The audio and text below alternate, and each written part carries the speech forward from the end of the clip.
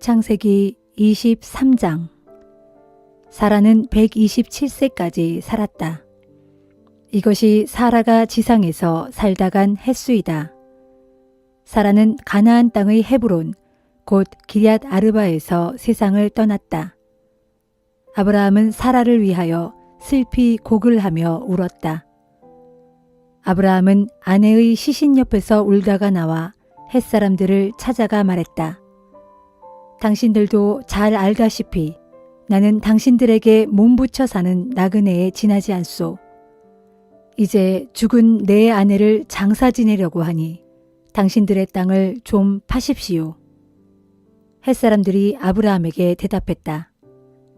어르신, 우리 말씀을 들어보십시오. 우리는 평소 덕망 높은 어르신을 존경해 왔습니다. 어르신은 우리가 가진 묘실 가운데 가장 좋은 묘실을 골라서 고인을 잘 모시기 바랍니다. 어르신이 묘실을 쓰겠다고 하시면 우리들 가운데 누구도 마다할 사람이 없을 것입니다. 아브라함은 그 땅에 사는 햇사람들에게 몸을 굽혀 절했다. 그런 후에 아브라함이 말했다. 당신들이 내 아내를 이 땅에 장사 지내게 해주신다니 그렇다면 제 말을 들으시고 소알의 아들 에브론에게 말을 좀 전해주시오. 에브론이 소유한 밭 끝자락에 있는 막벨라 굴을 저에게 팔라고 전해주시오. 값은 충분히 드릴 터이니 그 굴을 내 아내의 묘지로 삼도록 해주시오. 때마침 에브론도 햇사람들 사이에 앉아 있었다. 그는 성문 부근에 나와 있는 햇사람들이 듣는 가운데 아브라함에게 말했다. 어르신, 제 말을 들어보십시오. 제가 그 밭을 어르신께 그냥 드리겠습니다. 밭에 있는 그 굴도 함께 드리도록 하지요. 저는 이렇듯 우리 동족들이 모두 지켜보는 가운데 어르신께 그 밭을 드리도록 하겠습니다. 어르신은 그곳에 고인을 모시도록 하십시오. 아브라함은 그곳 주민들에게 허리 굽혀 절하고 모두가 듣는 자리에서 에브론에게 말했다. 그러시다면 내 말을 좀 들어주시오. 나는 아무래도 당신께 밭값을 드려야겠소. 당신이 밭값을 받아주셔야만 내가 그곳에 아내를 장사 지낼 수 있겠습니다. 에브론이 아브라함에게 대답했다. 어르신, 제 말씀 좀 들어보십시오. 땅값은 은 400세겔입니다. 하지만 제가 어떻게 어르신께 땅값을 받겠습니까? 그러니 어르신은 그냥 그곳에 고인을 모시도록 하십시오. 아브라함은 에브론의 말을 듣고 햇사람들이 다 보는 가운데 땅값으로 은 400세겔을 달아 에브론에게 주었다. 이리하여 에브론의 소유로 있던 마므레 앞 막벨라 땅과 그 땅 안에 있는 동굴과 또 그 밭 주위에 심어진 나무들이 모두 아브라함의 소유가 되었다. 성문에 나와 있던 햇사람들이 모두 지켜보는 앞에서 그 땅이 아브라함의 소유가 되었다. 그 후에야 아브라함은 가나안 땅의 마므레 곧 헤브론 앞 막벨라 밭에 있는 굴에 아내 사라를 장사 지냈다. 이리하여 햇사람들은 막벨라 밭과 거기에 있던 굴을 아브라함의 소유로 넘겨주었다.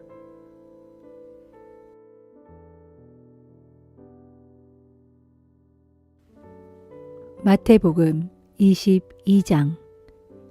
예수께서 다시 비유를 들어 말씀하셨다. 하늘나라는 자기 아들의 결혼잔치를 베푸는 왕에 비유할 수 있소. 왕은 신하들을 보내어 초대한 사람들을 모셔오라고 했소. 하지만 그들은 모두 오려고 하지 않았소.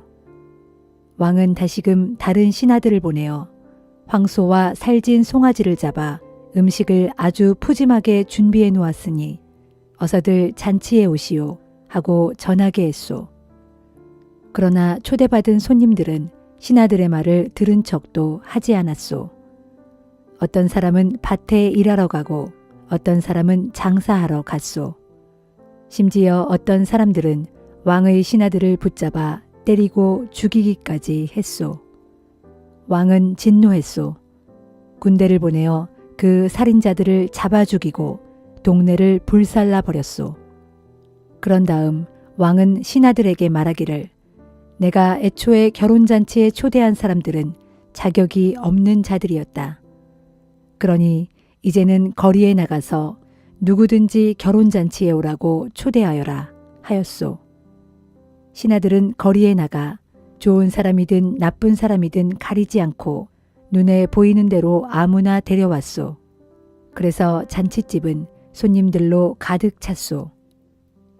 왕은 손님들을 보려고 들어왔소.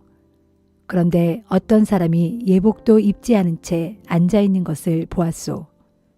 왕이 묻기를 이 사람아 그대는 왜 예복도 입지 않고 여기에 들어왔는가 하였소. 그 사람은 아무 대답도 하지 못했소. 그때 왕은 시종들에게 명령하기를 이 사람의 손발을 묶어 바깥으로 내쫓아라.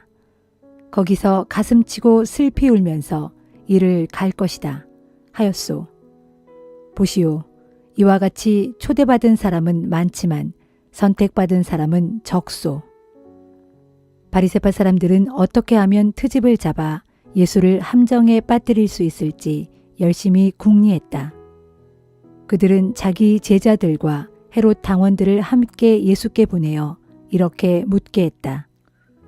선생님, 우리는 선생님이 진실하시고 진리를 참되게 가르치시는 분으로 알고 있습니다. 누가 두려워서 말을 못하거나 또는 사람의 겉모양만 보고 판단하시는 일이 없는 분인 줄로 알고 있습니다.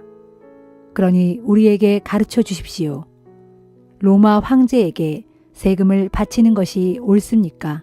아니면 옳지 않습니까? 예수께서는 그들의 속셈을 아시고 말씀하셨다. 이 위선자들이여 어찌하여 나를 시험하는 것이요? 당신들이 세금으로 내는 돈을 내게 보여주시오. 그들이 데나리온 한 잎을 가져다가 예수께 보여드리자 예수께서 물으셨다. 이 초상과 글자가 누구의 것이요? 로마 황제의 것입니다. 그들이 대답했다. 그러자 예수께서 말씀하셨다. 로마 황제의 것은 로마 황제에게, 하나님의 것은 하나님께 바치시오. 이 말씀을 듣고 그들은 크게 놀란 채 예수를 남겨두고 떠나갔다. 같은 날 부활이 없다고 주장하는 사두개파 사람 몇 명이 예수께 와서 물었다. 선생님, 모세는 가르치기를 남자가 자식 없이 죽으면 동생이 형수와 결혼하여 죽은 형의 대를 이을 자식을 낳게 해주어야 한다고 했습니다. 그런데 우리 중에 7 형제가 있는 가정이 있었습니다. 형제들 중 첫째가 결혼해 살다가 죽었는데 아들이 없었습니다. 그래서 둘째가 형수와 결혼했습니다. 그런데 둘째도 아들 없이 그냥 죽었고 이런 일이 되풀이되어 그 여자는 7 형제 모두와 결혼하게 되었습니다. 그런 후 그 여자도 결국 죽었습니다. 이런 경우 부활 때에 이 여자는 7 형제 중 누구의 아내입니까? 예수께서 그들에게 대답하셨다. 당신들이 성경도 모르고 하나님의 능력도 모르기 때문에 잘못 생각하고 있소. 부활 후에는 사람들이 장가도 가지 않고 또 시집도 가지 않소. 그때에는 사람들이 하늘에 있는 천사들처럼 된다오. 죽은 자의 부활을 두고 하나님께서 당신들에게 하신 말씀을 아직도 성경에서 읽어보지 못하였소? 하나님께서는 말씀하시기를 나는 아브라함의 하나님이요 이삭의 하나님이요 야곱의 하나님이다 라고 하시지 않았소. 진실로 그렇소. 하나님께서는 죽은 자들의 하나님이 아니라 살아있는 자들의 하나님이라오. 이 말씀을 듣고 사람들은 예수의 가르침에 놀라며 깊은 감명을 받았다. 사두개파 사람들이 예수의 대답에 말문이 막혔다는 소문을 듣고 바리새파 사람들이 모여들었다. 그들 가운데 한 율법 교사가 예수를 시험하려고 물었다. 선생님, 모세의 율법 중에서 어느 것이 가장 중요한 계명입니까? 예수께서 대답하셨다. 그것은 내 마음을 다하고 내 목숨을 다하고 내 뜻을 다하여 주 너의 하나님을 사랑하라는 것이요. 이것이 가장 중요하고 으뜸 가는 계명이요. 둘째 가는 계명도 이와 같은 종류의 것인데 곧 내 이웃을 내 몸과 같이 사랑하라 하는 것이요. 모든 율법과 예언자들의 가르침은 이 두 계명으로 요약될 수 있소. 바리새파 사람들이 모여 있을 때 예수께서 그들에게 물으셨다. 당신들은 그리스도를 어떻게 생각하시오? 그리스도는 누구의 자손이요? 그들은 대답했다. 다윗의 자손이요. 예수께서 다시 물으셨다. 그렇다면 다윗이 성령의 감동을 받아 그리스도를 주라고 부른 것은 어찌 된 일이요? 다윗은 친히 말하기를 주님께서 나의 주께 이르신 말씀이라. 이르시기를 여기 내 오른쪽에 앉아라. 내가 네 원수들을 네 발 아래 굴복시킬 때까지 여기 앉아 있어라 하였소. 보시오. 이처럼 다윗이 그리스도를 나의 주라고 불렀는데 어떻게 그리스도가 다윗의 자손이 된단 말이오. 그러자 그들은 아무 대답도 하지 못했다. 그리고 그 후부터는 아무도 예수께 감히 묻는 사람이 없었다.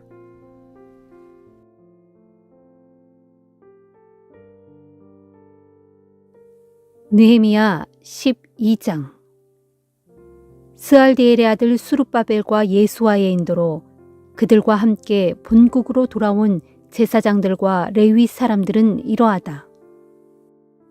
제사장으로는 스라야, 예레미야, 에스라, 아마랴, 말룩, 핫두스, 스가냐, 르훔, 무레못, 이또, 기느도이, 아비야, 미야민, 마아랴, 빌가, 스마야, 요야립, 여다야, 살루, 아목, hil기야, 그리고 여다야인데 이들은 대제사장 예수와 때에 그를 돕던 동료들이자 지도적인 위치에 있던 우두머리 제사장들이었다. 레위 사람으로는 예수와 빈누이, 감미엘, 세레베아, 유다, 그리고 마떼아냐인데 이들은 하나님의 성전에서 찬양을 맡았다. 그리고 그들의 동료인 박부갸와 운노는 하나님의 성전에서 예배를 드릴 때 그들의 맞은편에 서서 화답하는 찬양을 했다. 한편 대제사장 예수아의 자손들은 이러하다. 예수아는 요야김을 낳았고 요아김은 엘리야십을 낳고 엘리야십은 요야다를 낳고 요야다는 요나단을 낳고 요나단은 얏두아를 낳았다. 예수야의 아들 요야김이 대제사장으로 봉직할 때 제사장 가문의 우두머리들은 이러하다. 스라야 가문의 무라야, 예레미야 가문의 하나냐, 에스라 가문의 무슬람, 아마랴 가문의 여호하난, 말루기 가문의 요나단, 스바냐 가문의 요셉, 하림 가문의 아드나, 무라욤 가문의 헬게, 이또 가문의 스가랴, 기느돈 가문의 무슬람, 아비야 가문의 시그리, 미냐민과 모야다 가문의 빌데, 빌가 가문의 삼무아, 스마야 가문의 여호나단, 요야립 가문의 마뜨네, 여다야 가문의 우시, 살레 가문의 갈레, 아목 가문의 에벨, hil기야 가문의 하사랴, 그리고 여다야 가문의 느다넬이다. 엘리야십, 요야다, 요하난, 그리고 얏두아가 대를 이어 대제사장으로 봉직하는 동안 제사장들과 레위 사람들의 우두머리 명단은 페르시아 왕 다리오 시대 때의 이스라엘 왕실 일지에 기록되어 있다. 또 엘리야십 자손인 요하난이 대제사장으로 봉직할 때까지 레위 사람들이 각 가문의 우두머리 명단은 이스라엘의 역대기 책에 기록되었다.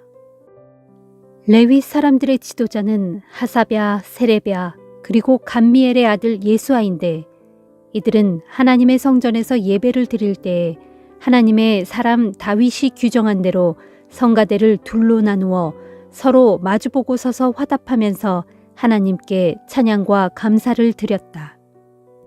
또 마따냐, 박북야, 오바댜, 무슬람, 달문, 그리고 악굽은 성전의 문지기들로서 이들은 성전으로 들어가는 강문에 딸린 여러 창고들을 지켰다. 이들은 예수아의 아들이요 요사닥의 손자인 대제사장 요야김과 유다 총독 느헤미야 그리고 학자이며 제사장인 에스라 때에 하나님의 성전에서 봉사한 사람들이다. 마침내 예루살렘의 성벽이 완공되었고 우리는 봉헌식을 거행했다. 재금을 치고 비파와 수금을 타며 즐겁게 감사 찬양을 드리는 예루살렘 성벽 봉헌식을 거행하기 위해 나는 각처에 흩어져 사는 레위 사람들을 예루살렘으로 올라오게 했다. 그리하여 예루살렘 주변의 여러 마을들에 사는 노래하는 사람들, 곧 성전의 찬양대원들이 예루살렘으로 올라왔다. 그들은 누도바 사람들의 마을과 백길갈과 게바와 아스마웨 지역에서 올라왔다. 제사장들과 레위 사람들은 먼저 자신의 몸을 정결하게 하는 예식을 치른 후에 이스라엘 백성들은 물론 예루살렘 성벽과 성문에도 물을 뿌려 정결하게 했다. 그 후에 나는 유다 지도자들을 모두 성벽 위로 올라오게 한 다음 하나님께 감사 찬양을 드릴 성가대원들을 두 편으로 나누어 한 편은 성벽 위로 올라와 오른쪽으로 거름문을 향해 행진하게 했다. 이 성가대원들의 뒤로는 호세아가 유다 지도자들의 절반을 이끌고 따라갔다. 그리고 그 뒤로는 아사랴, 에스라, 무슬람, 유다, 베냐민, 스마야, 그리고 예레미야가 뒤따랐다. 몇몇 제사장들이 나팔을 불면서 뒤따랐고 그 뒤로는 스가랴가 따라갔다. 그의 조상을 살펴보면 스가랴의 아버지는 요나단이요, 그 위로는 스마야요, 그 위로는 마따냐요, 그 위로는 미가야요, 그 위로는 삭구리요, 그 위로는 아삽이다. 스가랴와 뒤로는 그의 친척들인 스마야, 아사렐, 밀랄레, 길랄레, 마에, 느다넬, 유다, 그리고 하나니가 하나님의 사람 다윗이 만든 악기를 들고 따라갔다. 학자 에스라가 맨 앞에서 이 행렬을 이끌었다. 그들은 샘문에서 곧바로 다윗성에 이르는 층계를 밟고 계속 올라가다가 다윗궁을 뒤로 돌아 동쪽에 있는 물문에 이르렀다. 다른 한편의 성가대원, 곧 유다 지도자들의 나머지 절반이 따르는 두 번째 찬양대원들은 내가 직접 이끌었다. 이 행렬은 예루살렘 성벽 위로 올라가 왼쪽으로 행진하여 풀무망대를 지나 넓은 벽에 이르렀고 거기서 에브라임 문과 옛문과 물고기 문과 하나넬 망대와 함메아 망대를 지나 양문까지 이르러 감옥문에서 행진을 멈추었다. 마침내 두 편의 성가대원들이 서로 만나 하나님의 성전 앞마당에 모여섰다. 내 곁에는 유다 지도자의 절반이 서고 그 곁으로는 제사장들인 엘리야김, 마아세야, 미냐민, 미가야, 엘요에네, 스가랴, 그리고 하나냐가 모두 나팔을 들고 서 있었다. 또 그 곁으로는 레위 사람들인 마아세야, 스마야, 엘르아살, 우시, 여호하난, 말기야, 엘람, 에셀이 서 있었다. 성가대원들은 에스라히야의 지휘에 따라 큰 소리로 찬양을 시작했다. 그날 우리는 많은 짐승을 잡아 하나님께 제물로 바쳤고 모두가 즐거워하고 기뻐했다. 이는 하나님께서 우리 모두에게 큰 기쁨을 주신 덕분이었다. 여자들과 어린아이들도 함께 기뻐하니 예루살렘에서 환호성을 외치며 기뻐하는 소리가 멀리까지 울려 퍼졌다. 그날 우리는 백성들이 바치는 예물과 첫 수확물과 11조 등을 보관하는 창고를 지킬 관리인들을 뽑았다. 또 그렇게 뽑힌 관리인들에게는 제사장들과 레위 사람들을 위해 율법에 정해진 대로 그들에게 돌아갈 몫을 여러 마을에서 거두어 드리는 일도 맡겨졌다. 이렇게 한 까닭은 하나님의 성전에서 항상 맡은 직무를 수행할 준비를 갖추고 있는 제사장들과 레위 사람들이 고마웠기 때문이다. 제사장들과 레위 사람들은 하나님의 성전에서 제사와 예배를 집행하고 또 정결 예식을 베푸는 일을 수행했다. 그리고 노래하는 성가대원들과 성전 문을 지키는 문지기들도 다윗과 그의 아들 솔로몬이 규정한 대로 각자 맡은 직무를 수행했다. 옛적 다윗 왕 때에도 이미 성가대장 아삽이 있었고 그의 지휘하에 성가대원들이 하나님께 찬양을 드리며 감사했다. 이제 유다 총독 수룹바벨과 느헤미야 때에도 하나님의 성전에 성가대원들과 성전 문지기들이 있어 이스라엘 백성들은 그들 성가대원들과 성전 문지기들의 생활을 부양하기 위해 일정한 예물을 바쳤다. 또 백성들은 레위 사람들의 목도 따로 떼어 거룩하게 구별해 두었는데 그러면 레위 사람들은 자신들이 받은 목 중에서 다시 일부를 떼어 아론의 자손들에게 돌아갈 몫으로 거룩하게 구별해 두었다.